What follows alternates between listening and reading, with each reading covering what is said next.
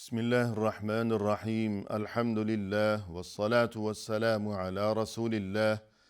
وعلى آله وأصحابه أجمعين أما بعد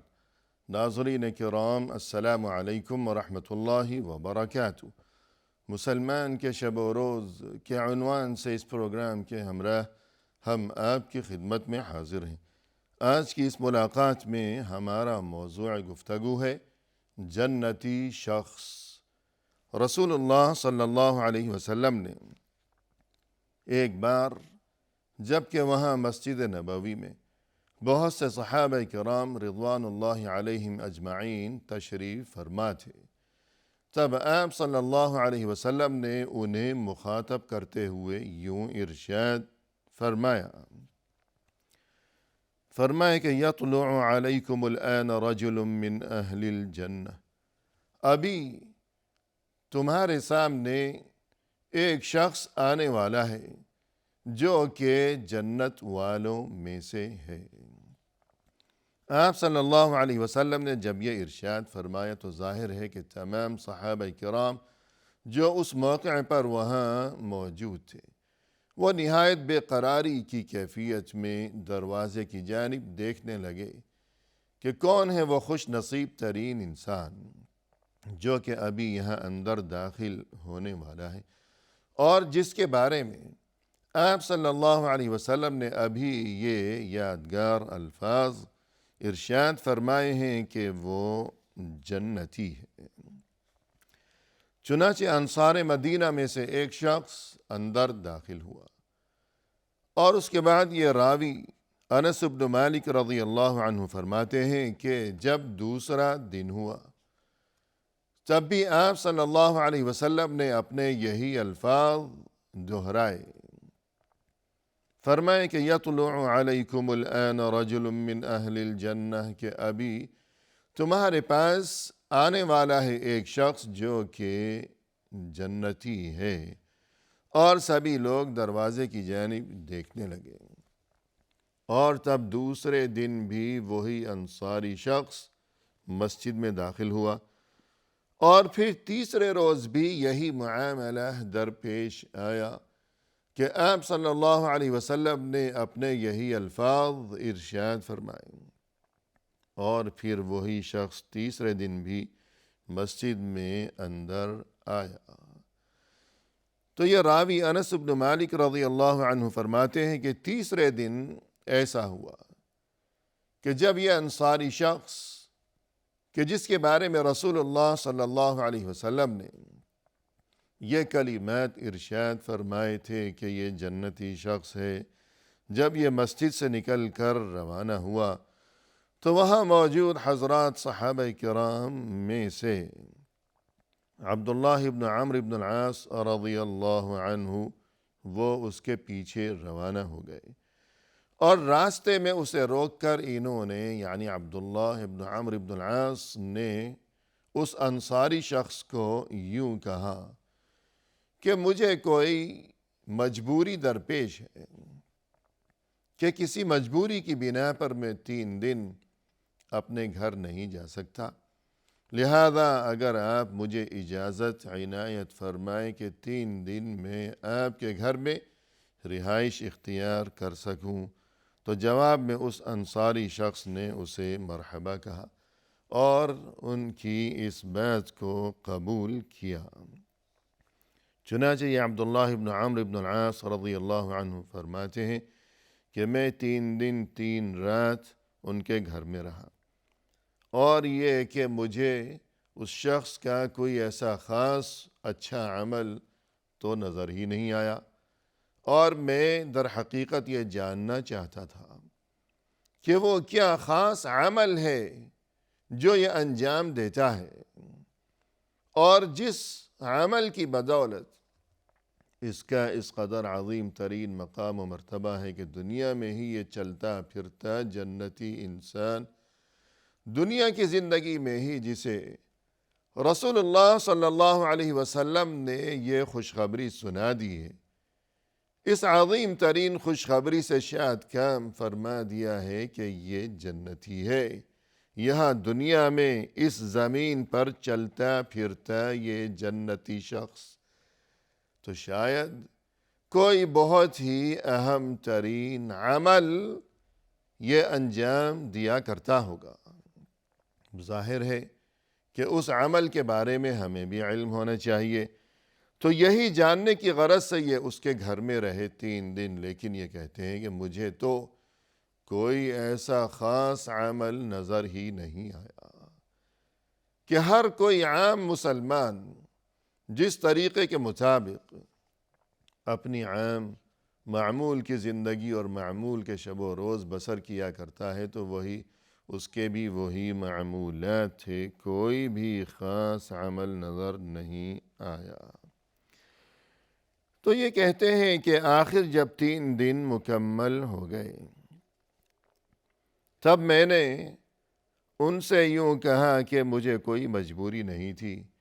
میں نے تو صرف اس مقصد کی خاطر آپ کے ہاں 3 دن رہائش کی، آپ سے گزارش کی تھی کہ میں دیکھ سکوں کہ آخر آپ کا وہ کون سا خاص عمل ہے کہ جس کی بنا پر رسول اللہ صلی اللہ علیہ وسلم نے 3 دن مسلسل آپ کے بارے میں یہ الفاظ فرمائے کہ ابھی ایک جنتی شخص اندر آنے والا ہے، اور 3 دن مسلسل آپ ہی اندر تشریف لائے، تو آخر یہ کیا معاملہ ہے؟ مجھے تو کوئی ایسا خاص عمل نظر نہیں آیا۔ تو یہ بات سن کر جواب میں وہ انصاری صحابی رضی اللہ عنہ یوں فرمانے لگے کہ دیکھیے بات تو یہی ہے، جو کچھ آپ نے دیکھا میرے یہی معمولات ہیں، میرے پاس کوئی ایسا خاص عمل نہیں ہے۔ ہاں البتہ ایک بات یہ کہ میں اپنے دل میں کسی کے خلاف نفرت نہیں رکھتا، اور اگر میں کسی کے پاس اللہ کی کوئی نعمت دیکھوں تو میں اس بات پر اپنے دل میں حسد محسوس نہیں کرتا کہ اگر کسی کے پاس مجھے کوئی نعمت نظر آئی ہے کہ اللہ نے اگر کسی کو بڑی نعمت سے نواز رکھا ہو تو میں حسد نہیں کرتا، دل میں جلن نہیں ہوتی، اور یہ کہ عداوت دشمنی دوسروں کے خلاف نفرتیں دل میں رکھنا،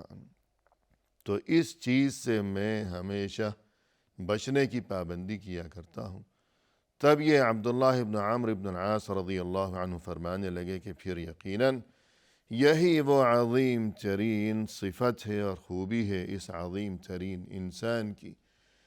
کہ جس کی بدولت اس انسان کو یہ بلند ترین مقام و مرتبہ نصیب ہوا ہے کہ موت سے قبل ہی، آخرت سے قبل ہی، اس دنیا کی زندگی میں ہی زمین پر چلتا پھرتا یہ زندہ جنتی انسان ہے۔ دین اسلام کی تعلیم یہی ہے کہ انسان اپنے دل میں دوسروں کے خلاف حسد اور نفرت اور عداوت، اس قسم کے جو جذبات ہوا کرتے ہیں، ان جذبات سے ہمیشہ پرہیز ہی کیا کرے، کیونکہ اس قسم کے جو جذبات ہیں ان کی وجہ سے انسان کی صحت بھی متاثر ہوتی ہے اور انسان کی آخرت بھی برباد ہوتی ہے، انسان کی دنیا بھی خراب ہوتی ہے کہ اس میں نقصان ہی نقصان ہے اور اس میں خسارہ ہی خسارہ ہے بہرحال۔ جیسے کسی نے کہا لما عفوت ولم احقد على احد ارحت نفسی من ہم العداوات، کہ وہ دن ہے اور آج کا دن ہے کہ جس دن میں نے یہ طے کر لیا تھا کہ میں اپنے دل میں کسی کے خلاف نفرت اور عداوت نہیں رکھوں گا، بس اس دن سے میرے دل کو ہمیشہ کے لیے راحت اور سکون کی نعمت نصیب آ گئی ہے کہ جب سے میں نے یہ عزم کیا کہ آج کے بعد میں اپنے دل میں کسی کے خلاف نفرت نہیں رکھوں گا تو مجھے سکون میسر آ گیا کہ ایسی زندگی کہ جس میں سکون کی نعمت ہے، کہ جس میں راحت ہے، جس میں آرام و اطمینان ہے، جس میں کوئی بے قراری نہیں ہے، جس میں کوئی بے تابی نہیں ہے، کوئی پریشانی نہیں ہے، کوئی عذاب نہیں ہے۔ جیسے کہا جاتا ہے کہ ایک بار کسی شخص کی نظر پڑی کسی ضعیف اور عمر رسیدہ انسان پر، جو کہ اس قدر بوڑھا اور عمر رسیدہ ہونے کے باوجود کافی صحت مند نظر آ رہا تھا۔ تو اس شخص کو تعجب ہوا کہ یہ اتنی عمر ہے اس کی، زیادہ عمر رسیدہ، لیکن اس کے باوجود یہ تندرست ہے، اور یہ کہ چست و توانا ہے، اس قدر صحت مند ہے۔ لہذا اس سے تو ضرور اس کی اس صحت کا اور تندرستی کا راز معلوم کرنا چاہیے کہ کیا راز ہے اس بڑھاپے میں بھی اس کی صحت مندی و تندرستی کا۔ تو گیا اس کے پاس اور اس سے دریافت کی یہ بات کہ جناب آپ کی اس صحت کا کیا راز ہے، ماشاء اللہ اس قدر عمر رسیدہ ہونے کے باوجود۔ تو اس نے یوں جواب دیا کہ ترکت الحسد فبقی الجسد، میں نے حسد کو چھوڑ دیا، تو اس کا نتیجہ یہ ہوا کہ بقی الجسد، میرا جسد، میرا جسم یہ تندرست و توانا رہ گیا، سلامت رہ گیا۔ یعنی حسد ہے ایک طرف اور دوسری طرف ہے جسد۔ حسد، جسد، جسد یعنی جسم۔